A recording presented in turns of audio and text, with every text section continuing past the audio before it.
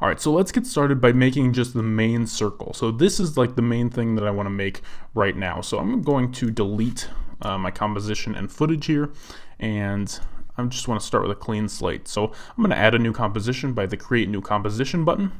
Click that, and we're going to make this 1080 by 1080. So we're going to make this a perfect square, and we're going to fit our circle animation within that square.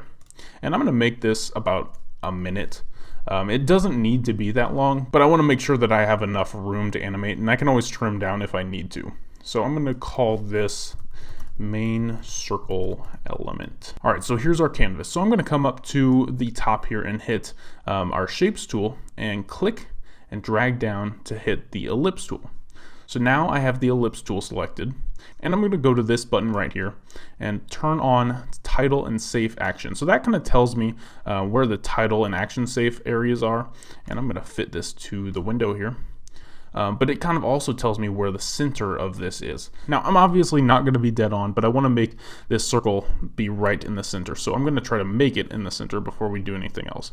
So I'm going to start in the center and click and drag out. Now, when I hold Command or Control, Command on a Mac and Control on a PC, you can see it starts scaling from the center. Now I'm also going to hit Shift, and that makes it a perfect circle. So the main thing I want to make first is the outside dashes.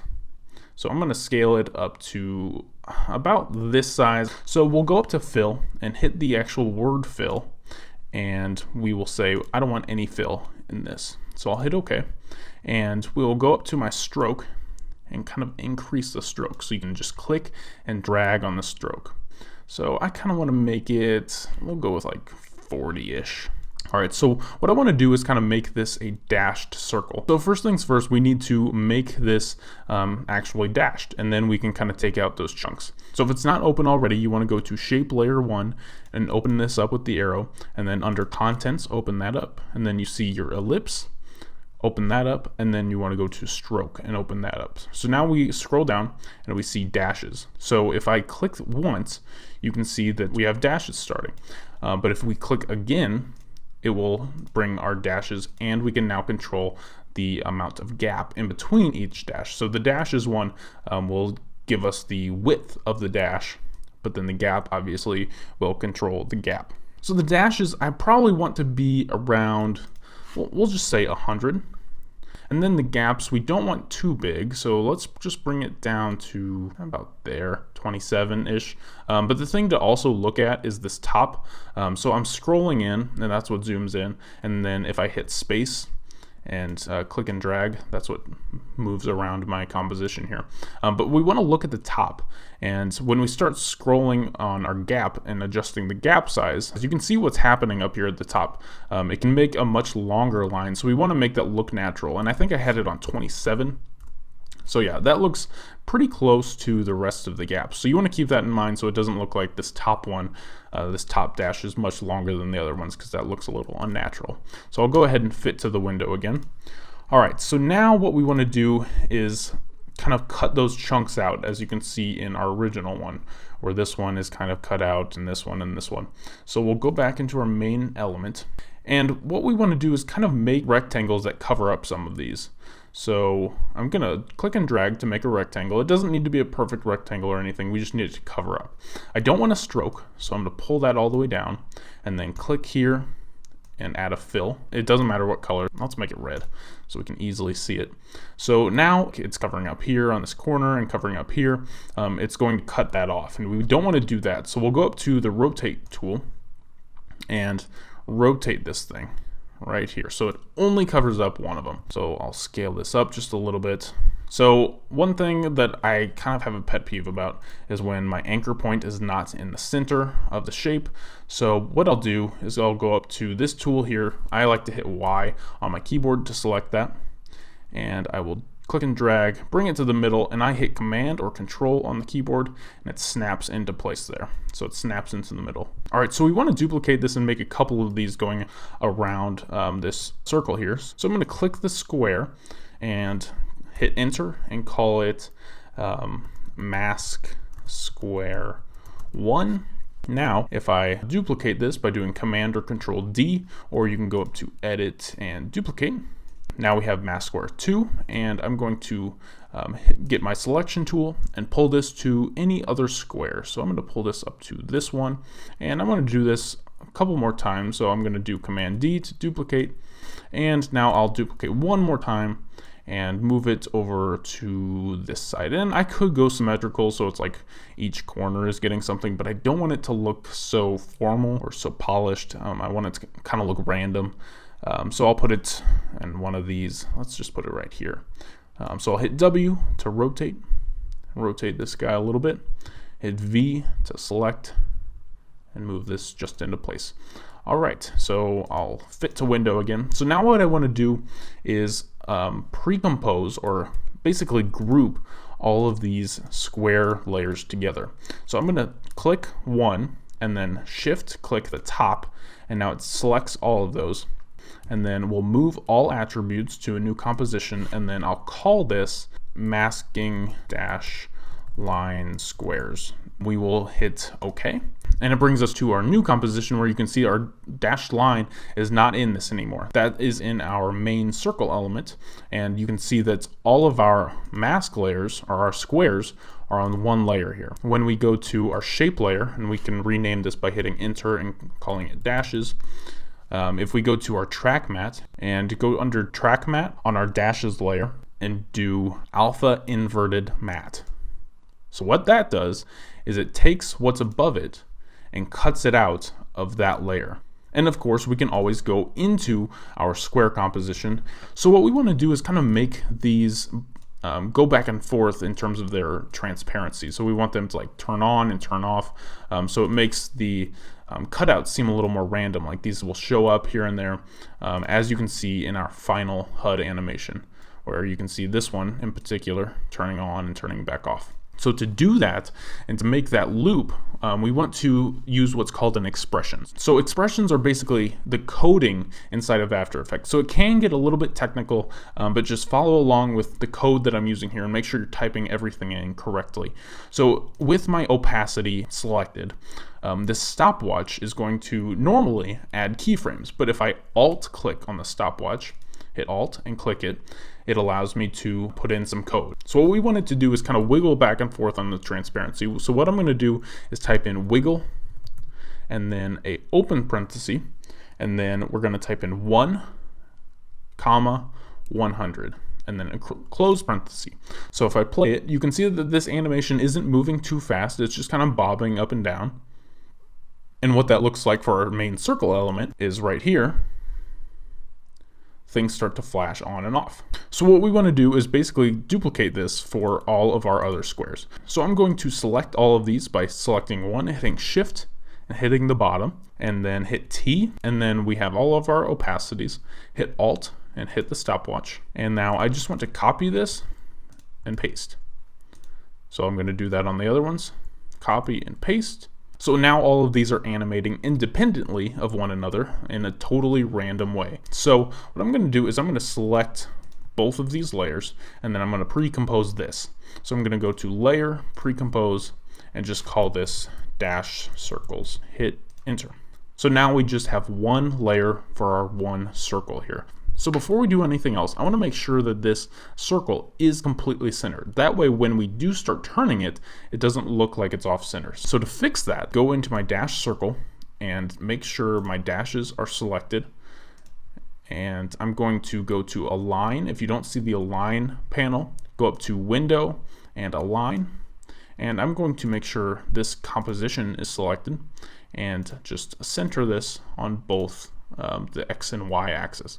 Now, if I go over to my main circle element and start to spin, we can see that it's completely in the center, which is definitely important. So I'm going to go up to grab my ellipse tool to make some circles, and I'm going to start at the center, pull out, and hit Command or Control to scale from the center, and also hit Shift to make a perfect circle. And I'm going to make this one a little bit smaller, so it's kind of our center main circle. And I'm going to get rid of our fill by hitting Fill and saying nope, no fill, and scaling up our stroke just a little bit. So that looks pretty good. And I also want to make sure that this is center, so I'm going to go up to my pan behind or anchor point tool and grab my anchor point, hit command to make sure that this snaps to the center of that. Hit my selection tool again and make sure that this is in the center of the composition with the align panel. So I'm going to make a couple more easy ones just to kind of lay the foundation of the rest of this. So I'm going to call this, by hitting enter, center circle, and hitting enter again.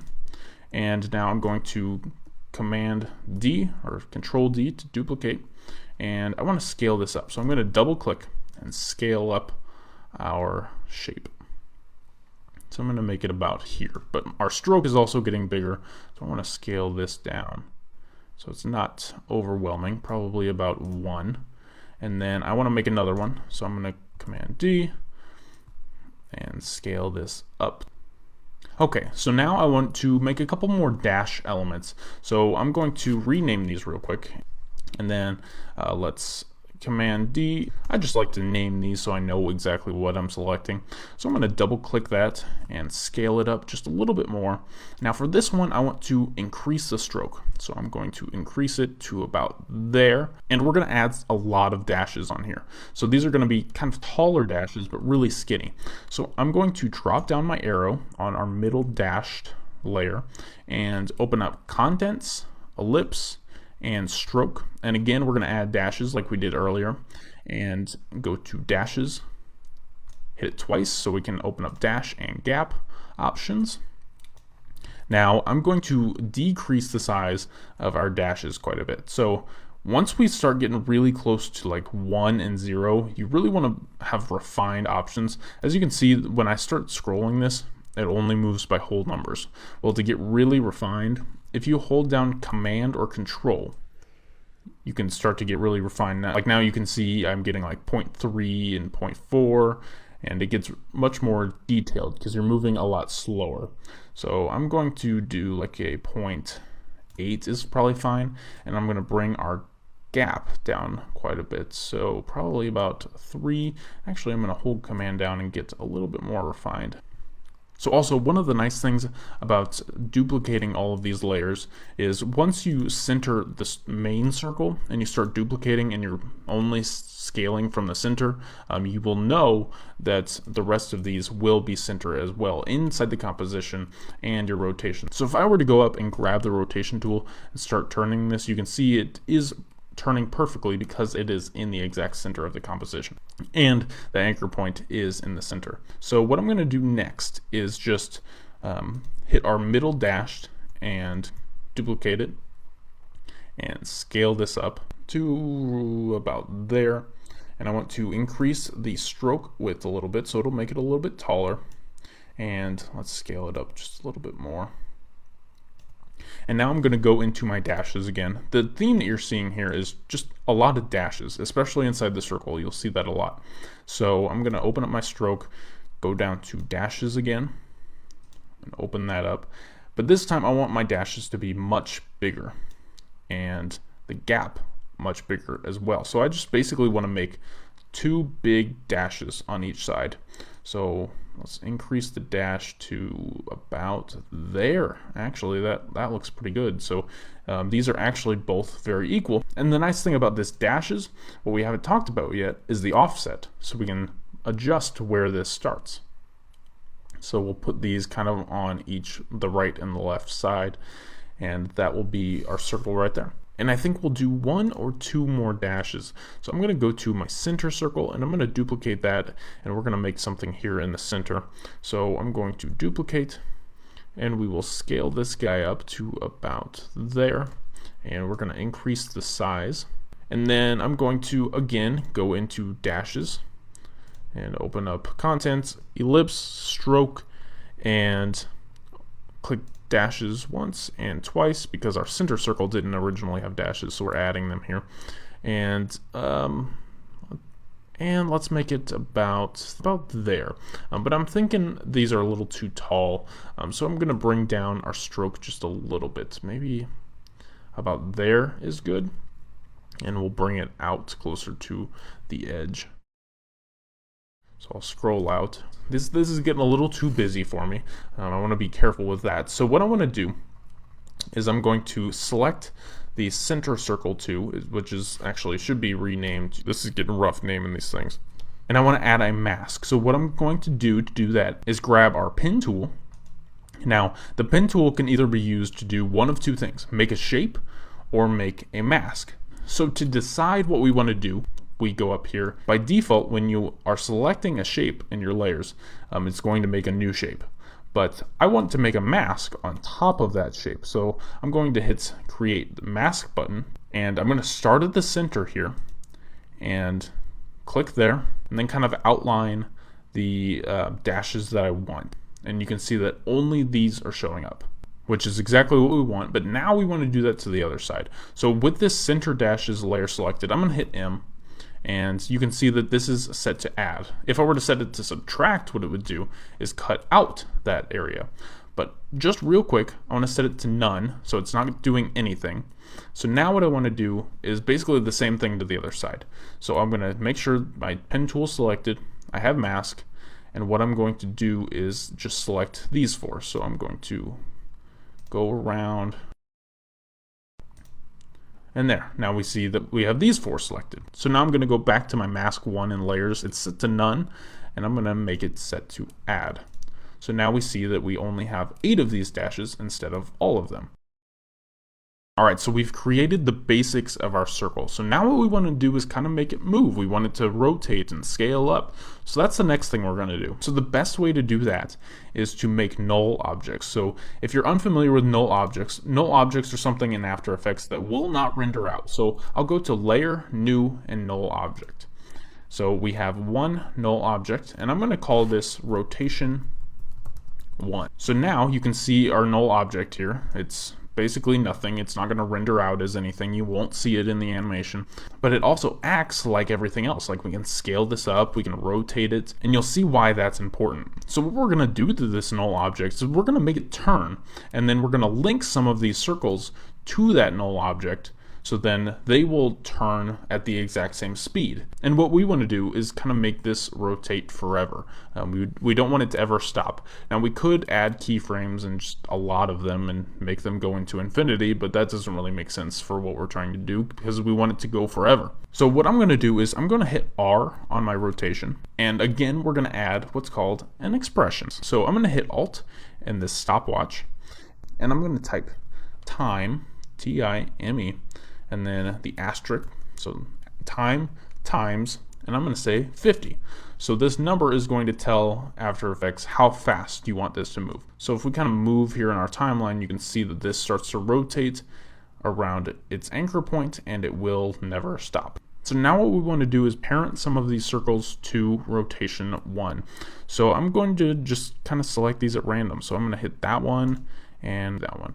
So now over under parent, I'm going to pick whip. If you don't see parent, you can right click and hit columns and parent. So I'm going to pick whip one of my layers onto rotation 1, and that will affect all of these. So by parenting, they will all use the rotation properties that this rotation 1 null layer is using. So they all start rotating. So let's play that. So you can see this rotating here. And the other ones, unfortunately, are not dashed, so you don't really see them rotating. So it really just looks like one of these is rotating. So now I'm going to duplicate this for rotation 2, and I'm going to open up my rotation properties by hitting R. And we can see that our expression is still in here, but I actually want to slow this rotation null down. So I'm going to change this from 50 to 20. And click off, so that'll set that in, and you can see that this null layer is actually moving slower than the other one. So if we go all the way to the beginning of our animation at 0 and select the circles that were not selected for the other one, and I'm going to link that one to rotation 2, that is. Now if we play this, all of these start to look a little bit more random. But speaking of random, it doesn't look as random as I would like. So I'm going to actually add one more rotation. So I'm going to do Command D and hit R for our rotation 3. Bring that down. And I'm actually going to delete this time. And I'm actually going to type in wiggle And then my speed, I want to do open parenthesis and hit 2, comma, and we'll do 100 and close parenthesis. Now we'll click off and we can see that this one's kind of going berserk. It's a little bit more random, and I want to make this center dashes one follow that. So center dashes, I'm actually going to parent to rotation 3 instead of its original, which was rotation 1. Now you can see that this one acts totally independently of the others. And the last thing that we want to do is make these all scale up real nicely. So I'm going to hit U on my keyboard to close all of the open areas here, just to kind of tidy things up. And I'm going to select all of our circles and hit S for scale. And I'm going to add a couple keyframes. So I'm going to zoom in here. And now I want to add a keyframe here just to save the scale that we have here. So I'm going to hit the stopwatch, and that adds a keyframe to all of these. And now I'm going to move forward or backward in time, excuse me, and hit 0. Select that and hit 0. So that changes that for all of these. And I'll hit the spacebar to play, and we can see that these kind of scale up from the center. So what I want to do to change that is select all of the keyframes. So I'll make sure I can see all these here and select them, and now hit F9 on my keyboard. So also what you could do is right click and go to keyframe assistant and hit easy ease. So what that does is it gives it a little bit of a nicer fluid motion. Alright, so the very last thing that I want to do to this is make this 3D and give it a little bit of depth. So I'm going to hit toggle switches and mode so I can see my 3D box and make sure all of these are selected and make all of these 3D. So I'll hit U on my keyboard to close all that up. So now what we want to do is kind of push some of these back in Z space. And it's kind of hard to see, but now there's an arrow that is blue right here, and that is your Z depth. So I can actually push this back into Z space, and it's kind of hard to see. So what I'm going to do is go to active camera right here. It's set on active camera, but I'm going to go to custom view, and now we can kind of see the side angle of this. So I'm going to actually push this back in Z space. You can see that I'm pulling it forward and pushing it back. I'm going to push it back just a little bit and kind of randomize it. So I'm going to select this one and pull that one out farther, and maybe this one maybe out just a little bit. I want my big dashes to probably be out just a little bit farther than the rest of them.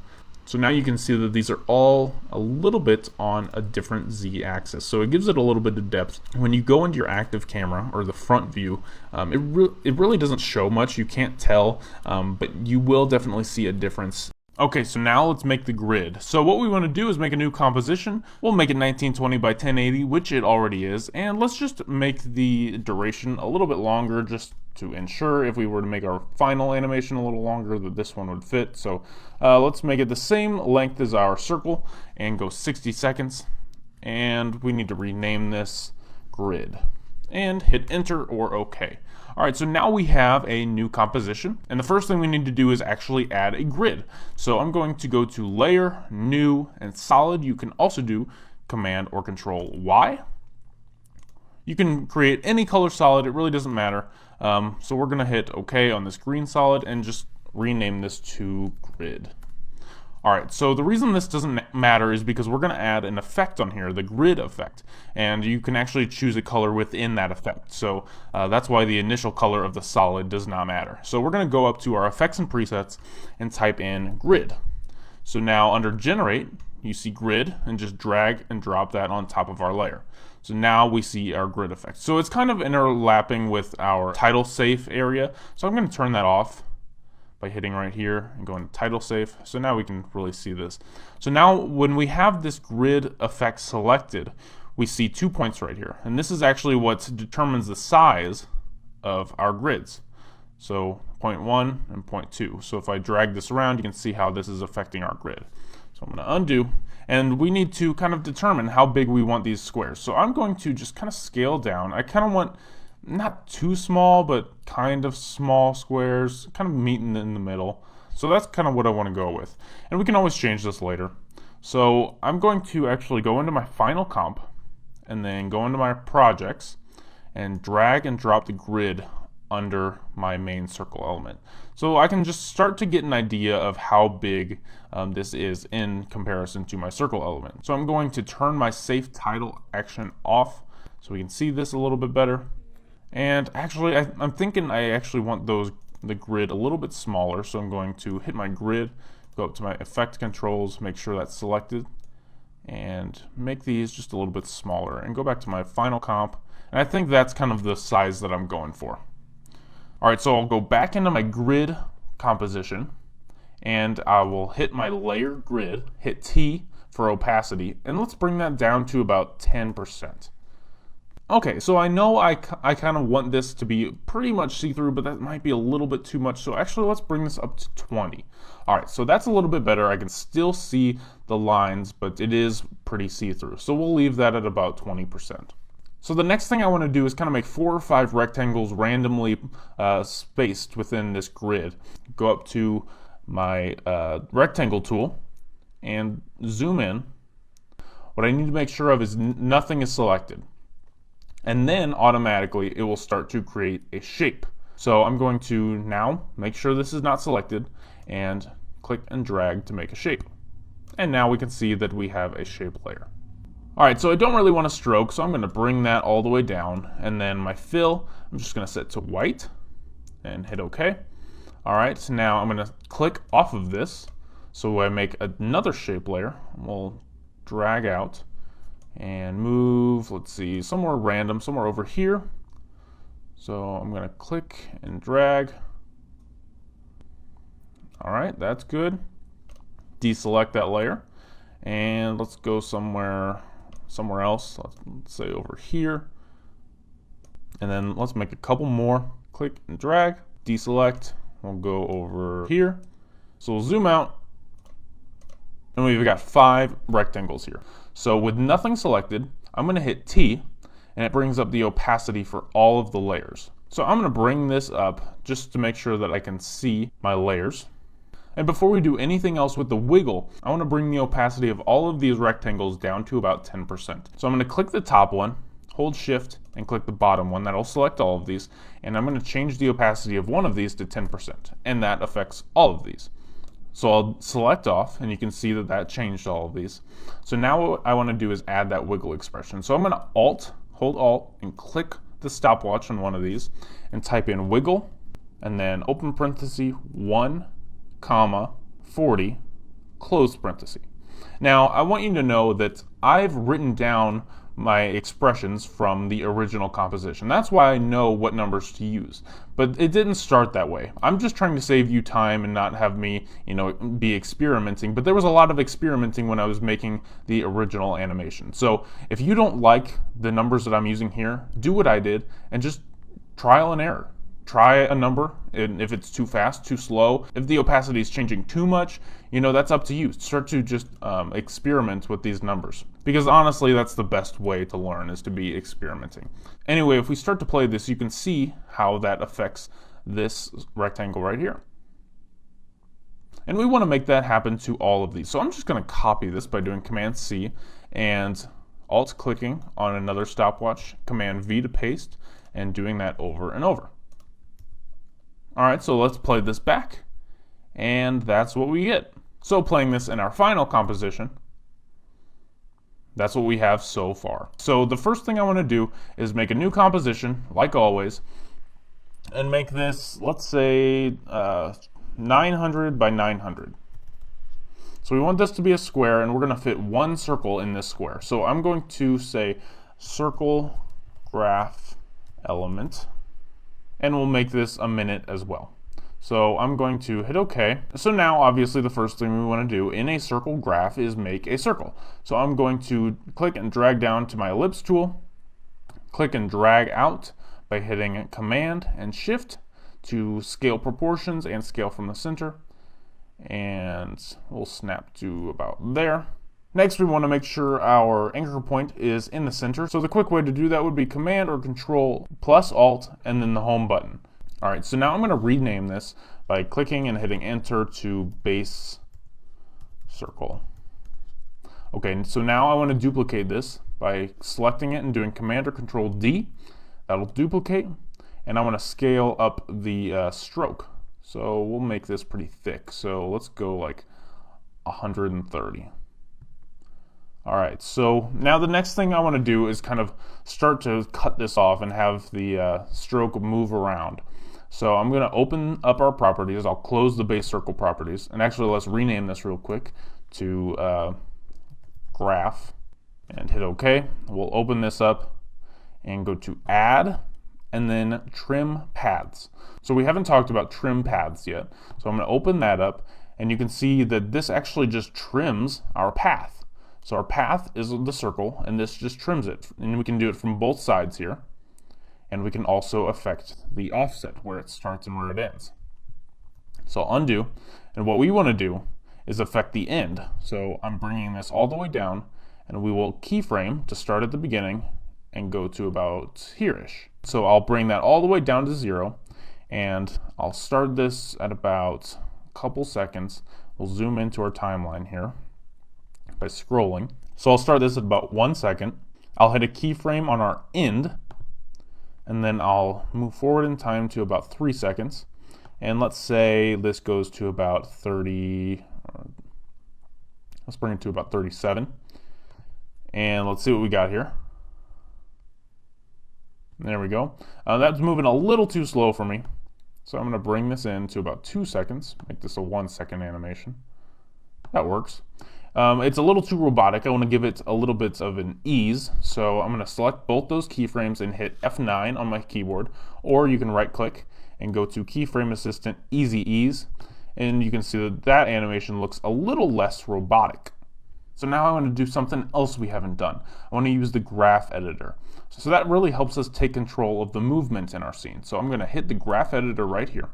And if we select end, just have that selected, we can see the speed at which this is happening over time. So when it's at 0, there is no movement, but towards the middle is where the movement really gets the fastest, and then it starts to slow down again. Well, what we want to do is kind of customize this. So I'm going to hit one of these points and drag our handle out. So what that's doing is it's making it so at the beginning this is really slow, and then towards about here is where our animation is the fastest. So let's play that back and see what this looks like.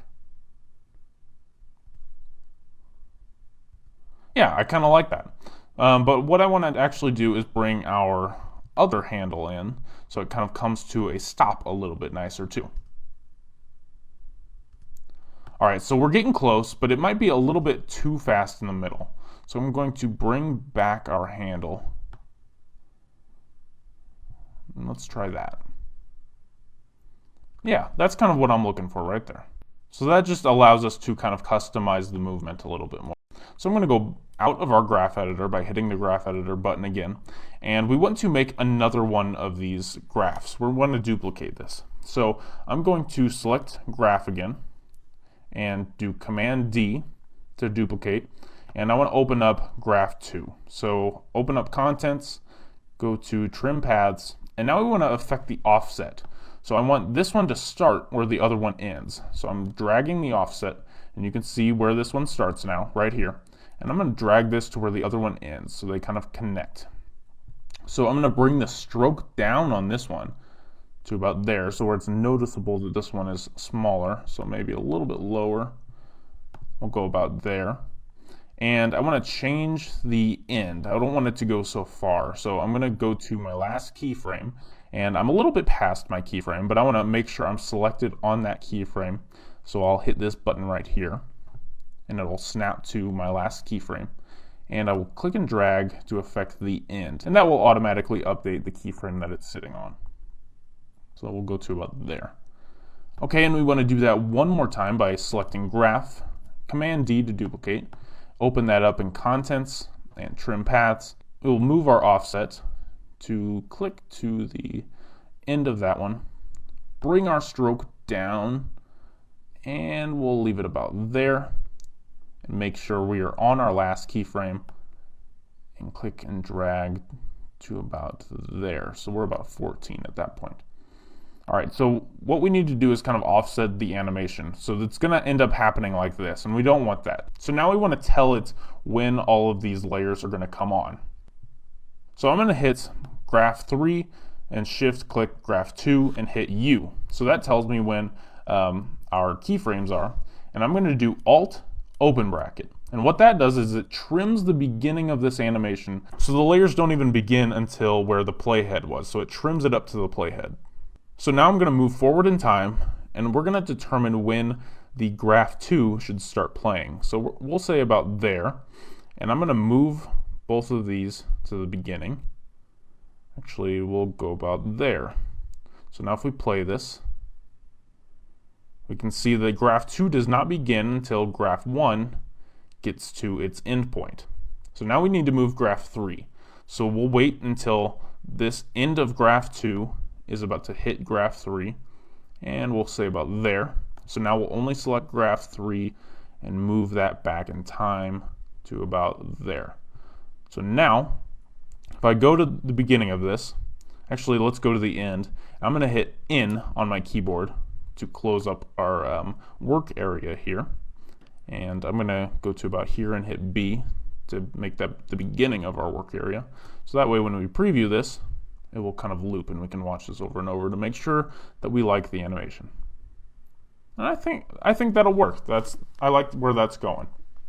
Okay, so the next thing we need to do is add some numbers in here. So I'm going to go up and select my text tool, and we will type in just 0, 0. I'm just going to keep it simple. We'll make it 0, 0.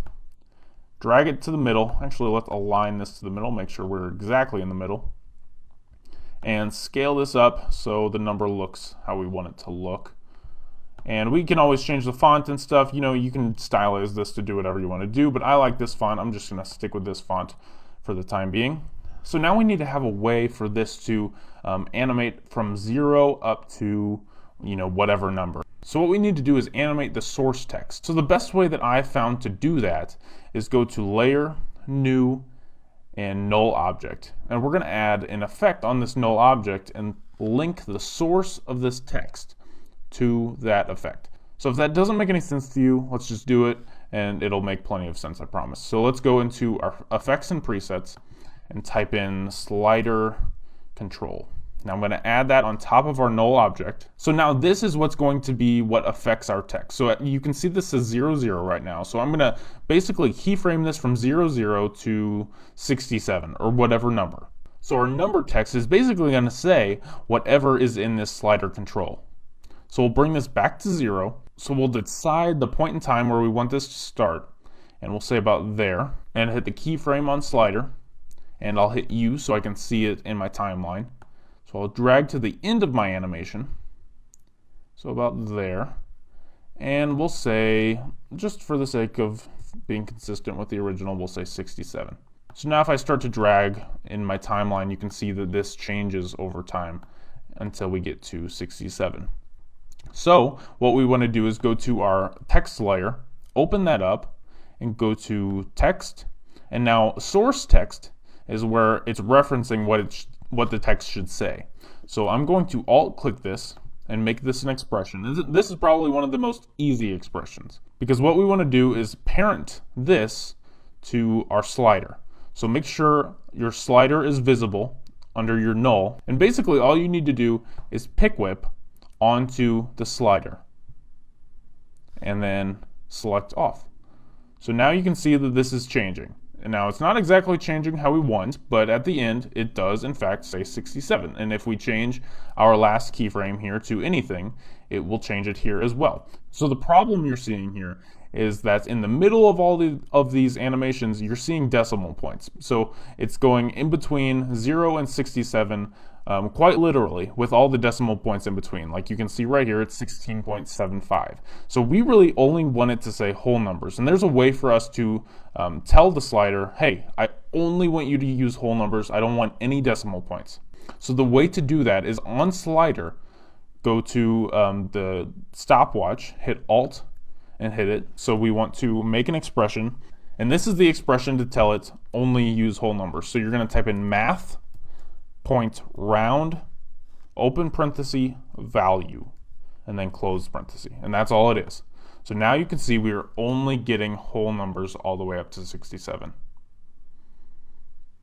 All right, so we're almost done with our graph here, but the last thing I want to do is stylize this a little bit. So I'm going to select all three of our graph elements and do Command D. So I'm going to click and drag to make these 4, 5, and 6 separate from 1, 2, and 3. And I'm going to bring down the stroke a little bit. And I want to change the color of our stroke so we can see what we're doing. So I'm going to go up to our stroke with all of these selected and just make this a halfway grayish color.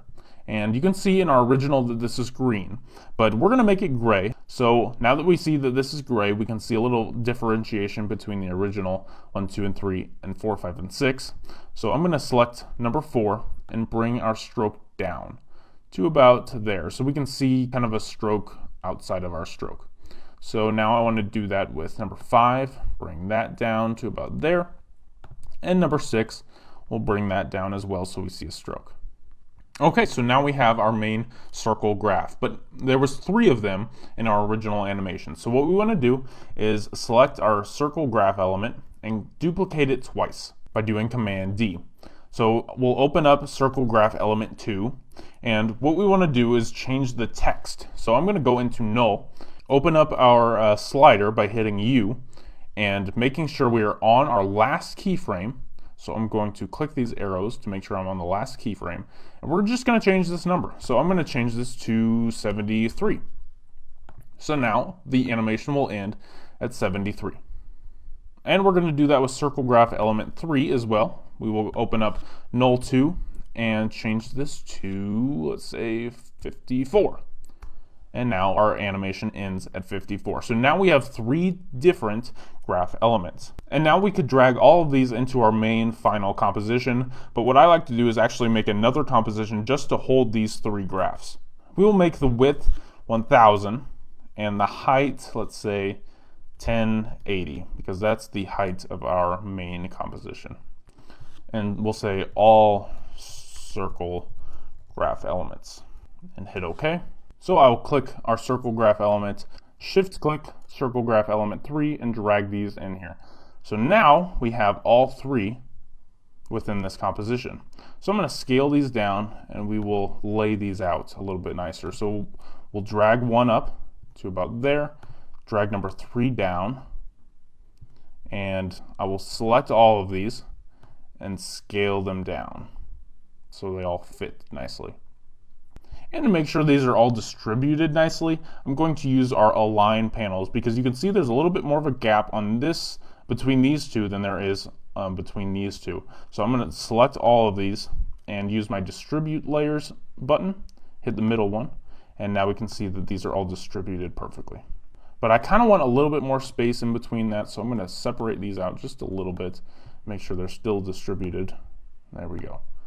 So this is the animation that we have now. We can offset this by just bringing the number 2 and number 3 out just a little bit. So we have number 1 start first, and then number 2 comes in, and then number 3. And the last thing, we want to go to final composition, add all of our circle graph elements, move this to the side, and there we are. So we're going to go and make a new composition and make it 1000 by, let's say, 200, and we'll call this status bar, because I'm not sure what else to call it. We will make it a minute long and hit OK. So one trick that I like to do, and this is just what I do, I like to add a new layer and a new solid, make it any color, and hit OK. And what I like to do is I like to drag it into my final comp. So I'll drag my status bar in here and drag it down. This is what tells me what size the comp should be. So if I think, you know what, that's going to be way too tall, I would like to know that before I do all this animation and then find that out. But I'm going to actually make it about right there, and I'm going to go to my main circle elements, and we're going to scale that down and bring it up. And I'm hitting shift right now, so it only goes straight up or left and right. So I'm going to hit shift and just drag it straight up to about there. And I'll bring my status bar up just a little bit. All right, so we'll go back into our status bar. Obviously, I don't need this green. but that was just kind of a reference, so we know that it's going to end up right here. And it just kind of gives us an idea of scale a little bit better. Okay, so let's go back into the status bar, and I'm going to grab a rounded rectangle. So under my squares, I can grab a rectangle, or I can grab a rounded rectangle, and that's what I want to grab. So I'm going to click and drag to make a shape about that big. The stroke's a little bit big for me, so I'm going to bring that down to about there. And I want to make this pure white by hitting the stroke, color, bringing that up to white, and hitting OK. So that's our border. That's pretty simple. I want to make sure that this is in the center by hitting our selection tool and making sure that that's directly in the center using our align panel. So now what I want to do is make the status bars. So I'm going to make a line. So I'm going to go to my pin tool and just click at one point and then click the other point. Now before you do that, make sure that your first layer is not selected. So that's kind of off center. I don't love that, so I'm going to just bring that up. I want to bring up my scale of the stroke to about there. So now that that's a little bit bigger, we can kind of get a better idea of what this is going to look like. And I think that looks pretty good. So now what we want to do is add dashes. And if you made it through all of the circle graph elements, the main circle, we use dashes a lot. So you're pretty familiar with this by this point. So I'm going to click down and go under Contents, Shape 1, and Stroke, and add a couple dashes. So we'll click that twice, so now we can affect our dashes and our gap. So we'll click and drag to make our dashes a little bit larger here. And I want to go to maybe about there. And of course you can affect the gap as well, but I kind of like the default gap there. Maybe a little bit bigger. Yeah, I think that's what I'm going to go with. So next I want to cut out to the middle. And I want to make sure that I'm cutting out the middle. So I'm going to go to my title and action safe. And that shows me right where the middle is at. So it doesn't have to be exact, but I want to make sure my shape layer is selected.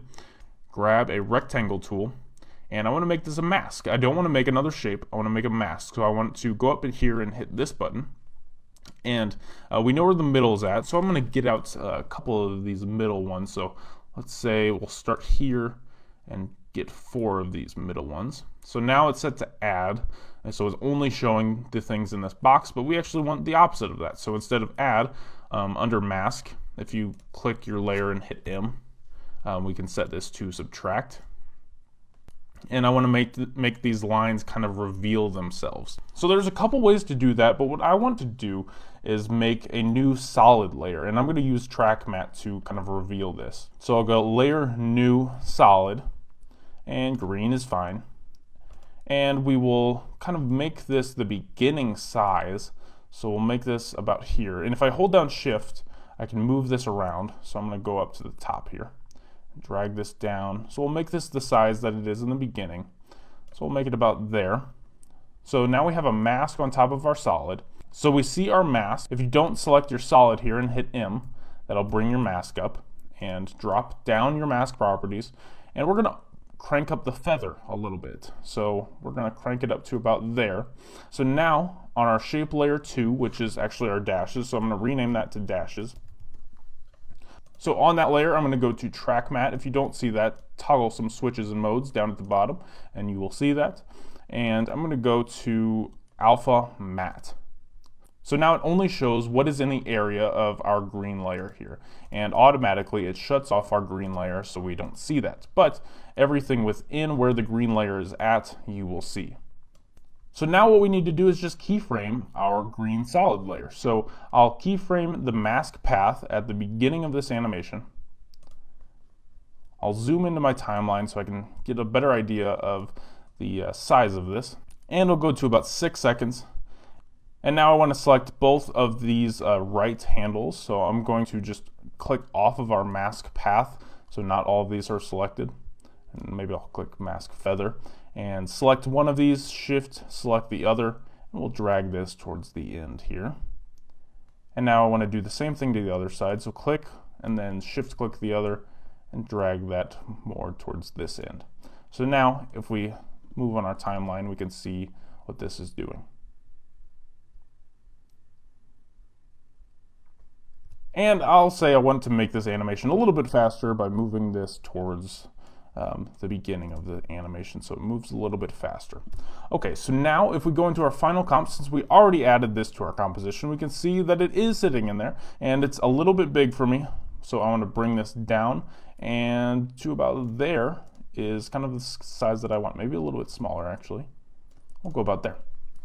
Perfect. All right, so we're getting to the point where we're only going to make one more element in this scene. We're going to make the graph element here on the side. And then we got to add a camera and stylize this up a little bit. But we are getting pretty close to the finish of this scene. So let me know how you're doing. Send a screenshot, render out what you've got, put it to YouTube or Vimeo or upload it, whatever you got to do. I want to see where you're at in this project. Okay, so it's time to make the last element in this scene. And of course after that we need to stylize this up a little bit and make a camera and all that jazz, but this is actually the last element in our scene. So if you've made it this far, congratulations. This has been a lot of work, but it's been a lot of fun, and I hope you are producing something pretty cool like this as well. So now it's time to add the graph on the right side of this scene. So what we want to do, of course, like we do always, is add a new composition. So we're going to add a new composition. I'm not sure how big we want it, so I'm just going to make it 1,000 by 1,000. So I'm going to add a new solid by doing Command or Control Y. That's the keyboard shortcut for that. It can be any color. We're going to say green. And I should have renamed this, so actually I'm going to do Command K. That's the shortcut to bring up our properties of the composition. And we're going to call this a line graph. And go to our final composition, drag our line graph on top. So now it kind of gives us an idea of the size of our line graph. So I'm going to scale this down, or maybe just bring in the width a little bit more. So I'm going to go to my line graph and do Command K and drag our width down to maybe about there, and we'll hit OK. Go to our final comp, and I think that's a little bit better of a width for what we're going for here. So we'll leave it at that.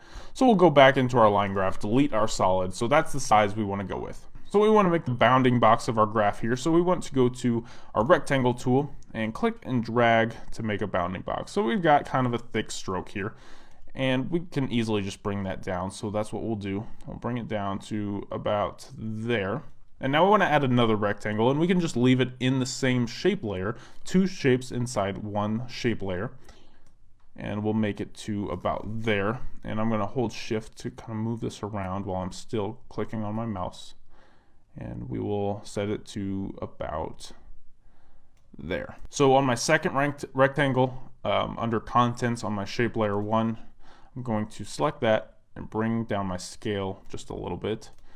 So that looks like what I'm going for. Okay, so now we need to make some more rectangles, and that's going to kind of be our graphs. So I'm going to make sure my shape layer 1 is not selected. Go up to my rectangle tool, make sure that's selected, and we'll draw our first graph. So we'll make it about this height. We don't want a stroke, so we'll bring that all the way down and go to fill, and we'll just make it a gray color. So I'm going to hit OK, and now we have our first rectangle. So what we want to do is we're going to basically be scaling this from the bottom. So what I want to make sure we have is our anchor point at the bottom, because if I go into scale by hitting S and start scaling this, it's going to be scaling from our current anchor point position. But we want it to be scaling from the bottom, so that means we need to be moving our anchor point to the bottom of our rectangle. So I'll undo and go up to our anchor point tool and click and drag our anchor point till it's at the bottom of this. So I'll hold Command on a Mac or Control on a PC, and it'll snap to the bottom. And I'll let go right there. So now if we scale, it is scaling from the bottom. And now it's also scaling our X and our Y. So I'm going to unlink our X and our Y. So now if we only scale our Y, it's only scaling on the Y axis. So I'll bring that down to about 68 or whatever. We want this to be kind of random. So I'll bring this to the beginning. We'll zoom in to our timeline here to get a little bit more precise. And I'll set a keyframe. We'll move forward in time a little bit, bring this up, move forward in time, bring it down. And this is going to be totally random, unless you want it to be a little bit more precise for something you're doing. But there's nothing that I'm going off of on this. So I'm just making this kind of random movements here. And I'm going to select all of these and hit F9 to see what we got so far. make it more of an ease movement. And I kind of like what we're getting there. So what we can do is, once we've got a handful of these, we can just copy all of these by selecting all of them, moving a little bit forward in time, and pasting. So now this will go along a longer period of time, and we can paste these again, and paste these again, and there we go. And that's basically the workflow of what you need to do for a couple of these graphs. So I'm going to make a couple more, so we get about 4 of these graphs, but it's the same workflow. You just kind of want them to be random so they're all not moving the same. So I'm just going to quickly run through that real quick so you don't have to watch me sit through what I just went through, because it's the same process, and I'll see you on the other side. All right, so here we are. We have 5 different graph animations. They're all moving randomly. You can see all the keyframes that I've added. These are all just totally random. I'm going to hit my text tool, and I'm going to make a bounding box that's just inside here. And I'm just going to type 1, enter 2, enter 3, enter 4, enter 5, enter 6. But these are too big, so I'm going to select all by doing Command A and bringing the scale down so we can actually see these numbers. So we'll make it about there. And I want to adjust my leading, so I'm going to scale that down so we can fit more in here. So now I've got 5, 6, 7, 8, 9, 10, 11, and let's actually just make it to 10. So I'll select all of these, bring the leading up to about 10. There we go. So now we got 1 through 10 on there. I don't really know what that means, but we're scaling up to 10. And actually 1 should probably be at the bottom and 10 should be at the top. But, you know, whatever. You get the idea. So now we go into our final composition, and we have all of our elements. So we have officially made it to this point. So now we get to the exciting part. We get to add a camera. We get to stylize this up a little bit, add some color, add some depth of field, a little bit of blur. So now we're putting the icing on the cake. So let's jump into that. Okay, so now it's time to add a camera and start working with some 3D layers. So first things first, we need to make all of these layers 3D. So I'm going to toggle switches and modes until I see my 3D layer box, select all of these babies, and hit 3D. So now all of our layers are 3D. So I'm going to start moving these back and forth in Z space, but before I do that, I want to add a new camera. So I'm going to go to Layer, New, and Camera. And we're going to make this, we'll say 24 millimeters, probably fine. So we'll hit OK. So now we can start using our camera tool, which is up here at the top. And if I start moving this camera, we can see the rotation of our camera. Now everything looks very flat because we haven't moved anything in Z space. So I'm going to set this to about here and select my grid, and that's the biggest thing I want to move backwards. So I'm going to get my selection tool and move that backwards just so it's not so much on the same layer and making everything look so static. Alright, so now if we go back to our camera tool and start moving around, we can see that we're getting a little bit more depth. So we're getting somewhere. We're seeing some depth. Now, if you remember, this was a little while ago, but we made our circle graph with a little bit of 3D. So if we go back into our main circle element, it doesn't look 3D, but again, if we go into, instead of active camera, go to custom view, we can see a little bit of depth that we added. But we're not seeing that in our final comp, and the reason for that is because it's just one composition. It's almost acting as if it's footage, but we don't want that. We want it to go under our main circle element and hit this star-looking button right here, and that will bring back all of our 3D-ness of our main circle element. So if we start panning around this, we can see that we're getting the 3D back of our circle. So now it's really starting to look a little bit more 3D and nice. Okay, so when you're using the camera tool, one thing to know is when you're using a mouse, your left mouse button is going to orbit. Your middle mouse button, your scroll wheel, when you press that down, it's going to pan on your X and Y axis. And when you use your right mouse button, it's going to go on the Z axis. So it's moving the camera in and outward. It's not zooming in, it's actually moving the camera in and out. So that's what I'll be doing. When I'm moving this camera around, I'm using those 3 buttons. So I'm going to use my middle mouse button and move down to about there, and then start to orbit around to about there. Because what I'm going for here is I want this main circle element to be kind of the focus of our scene, but I want to see these other elements as well. So now we can see that our grid, it's in the background, but it's kind of being cut off. So all I'm going to do is select my grid layer, hit scale, or S for scale, excuse me, and scale this up so it's you can't see the edges. And I'll actually move this up. So I'm going to get my selection tool, move it up, so about there. So when I start to zoom out, I still am not going to be able to see the edges because I will move this camera out, and I just don't want that to be a problem. I don't want to see the edges. So I'm going to scale this down just a little bit more. So about there. Okay, so now I'll select my camera, go to the beginning of this scene, so about there, and I'll drop down transform, and I'm going to drop down and I'm going to keyframe my position because I'm going to move this camera just out slightly. So I'm going to keyframe my position and move, let's say 5 seconds in time, or maybe 4.5-ish. And I'm going to use my right mouse button to pull outwards just slightly. We don't want this to be anything crazy. We want it to just be slight. And I'm going to select these and hit F9 for easy ease. And if we RAM preview that, I think that that is looking pretty good. So I'll go to the end of my little animation here and hit N on my keyboard, and that's going to close up my work area.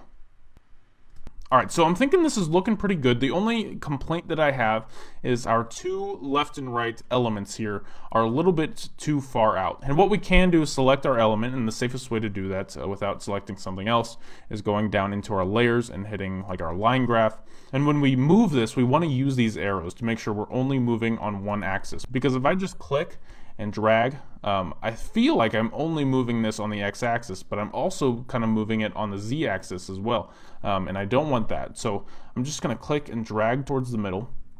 Alright, so now it's time to really pretty this up. I'm going to start out by saying what I was going to do was going to layer, new, and solid. Now, I want to make this a green color, so I'm going to make this a really dark green color, and you'll see why it needs to be so dark. If we make it too light, it'll make the background pop way more than we want it to. So I'm going to make this a really dark green color.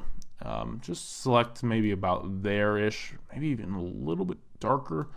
Okay, we'll go to about there. Hit OK.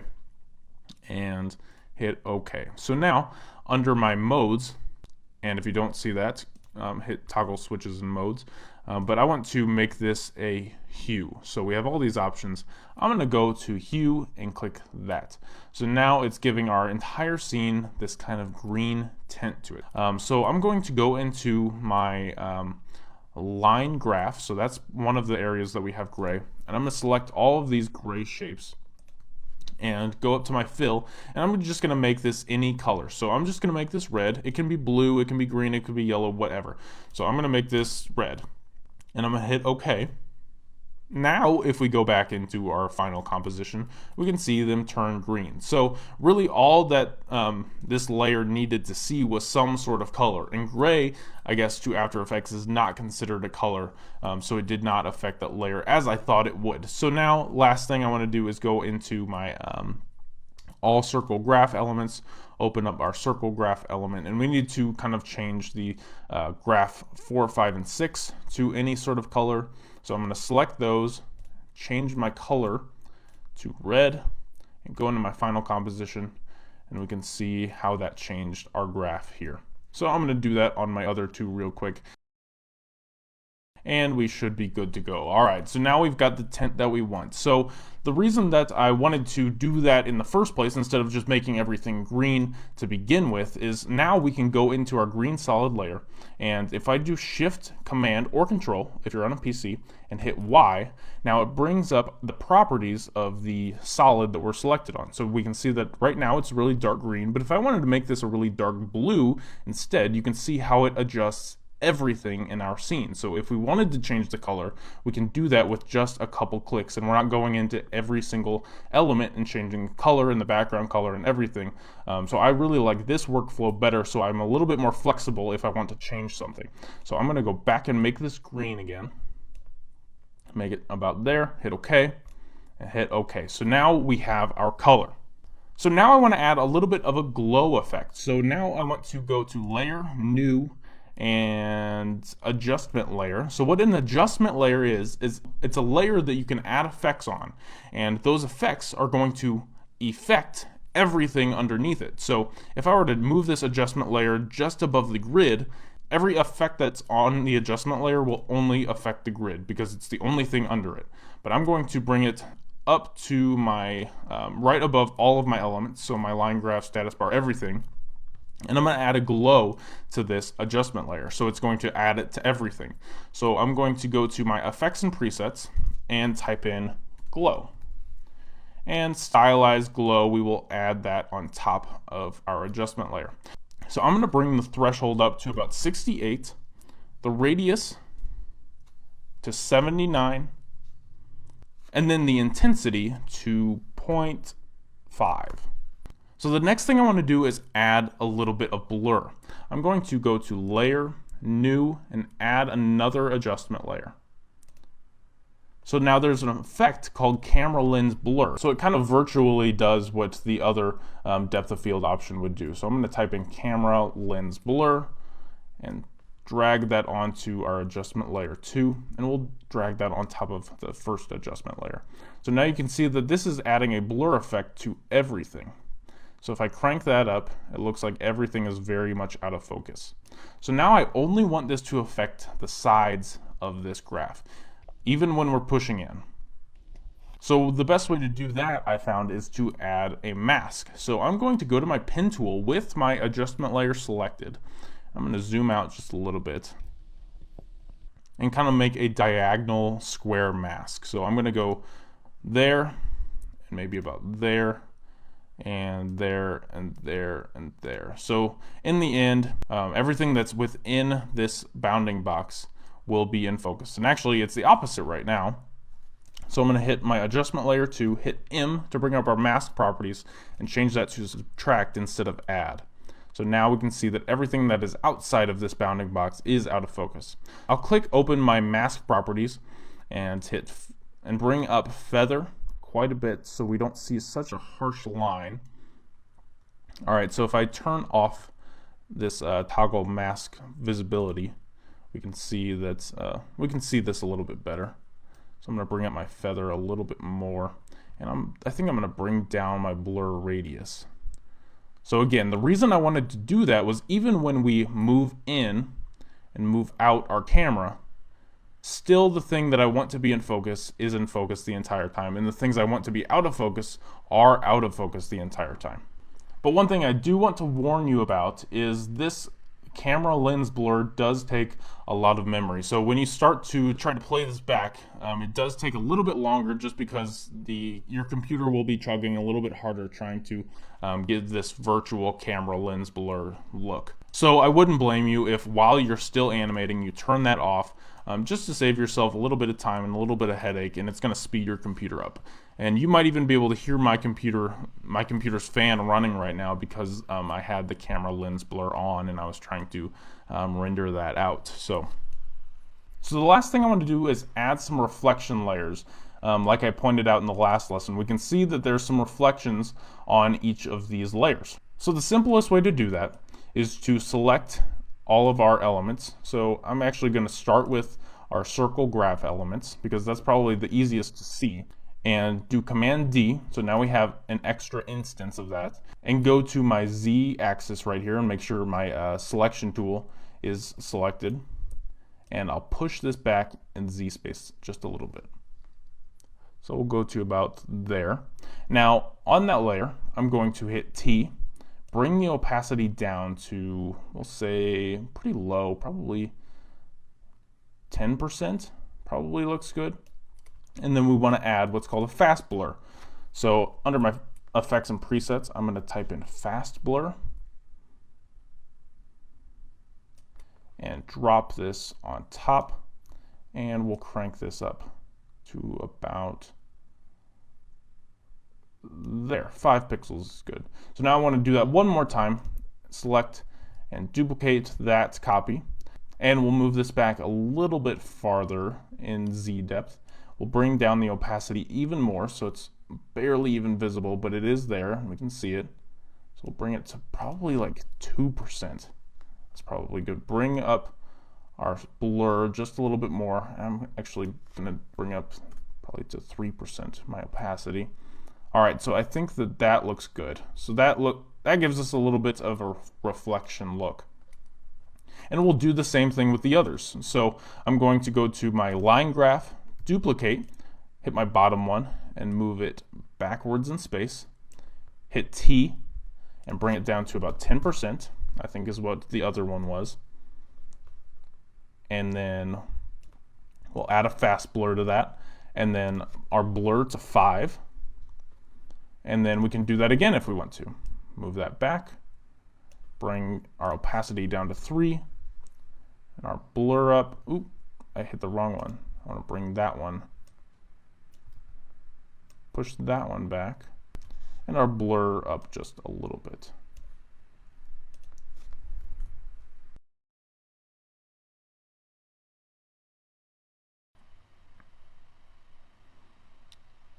And there we go. That is our animation. So this is looking really good. I like how this is looking. But one thing that is bothering me a little bit is all the empty space over here. So I'm going to go into my camera and go to my last keyframe and kind of orbit just a little bit. So now I kind of like that just a little bit better, and it also reveals our line graph a little bit more. Okay, so we'll go into our adjustment layer, make sure our camera lens blur is turned on, and let's render this out and see what it looks like. And there we go. I think that looks awesome. So I want to see what yours looks like. So please go ahead, render it out, add it as a GIF, or upload it to Vimeo, YouTube, whatever you want to do. And again, I encourage you to not make it exactly like this one. I would love to see you make something look a little bit different.